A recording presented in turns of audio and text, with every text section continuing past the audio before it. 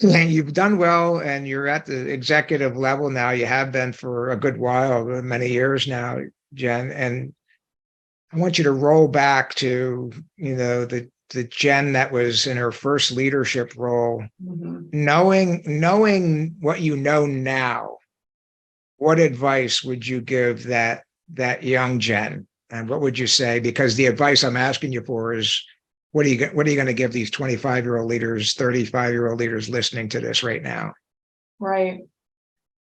Collateral duties are a very important part of skill development and relationship building. So if you're asked to take on a special project or to lend a hand, in maybe an area that isn't your dedicated focus area, I say yes. As long as it's not going to compromise the day-to-day, I say yes, do it.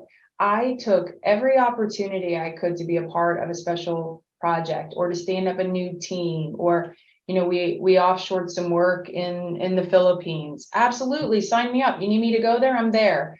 And Yep. Those opportunities created new relationships that they exposed me to new people outside of my circle that I otherwise wouldn't have been exposed to. And those are some of the relationships that I call on today, almost 20 years later. Plus, you're also learning different skills. And maybe it's not like, a life-changing skill, but it could be something that you can use. And there's been many instances where I'm like, I'm really glad I did that because it helped me do this today. So that would be one thing, collateral duties. The second thing is, don't fall in love with your plan. My goodness, have a plan, be prepared to execute the plan, but know darn well that something's going to come up. So you need to divert and have a backup plan and be ready to fall back to plan B or plan C. I see so many people, they're like, well, that was my plan and it didn't work. Well, okay, what are you going to do now? So it never works as it's supposed to. And if it does, you're lucky. So I would say, don't fall in love with your plan and just be ready, ready for the backup plan. And the last thing, hopefully this has resonated as a theme throughout this podcast, but be you.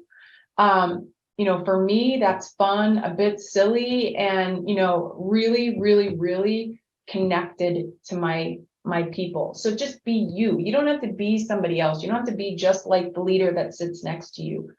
Be you, be true. And that's really where you will, connect with those on your team and your partners. So those would be my three main takeaways over the last 2 decades. Oh, excellent. A lot of wisdom packed into that. Thank you.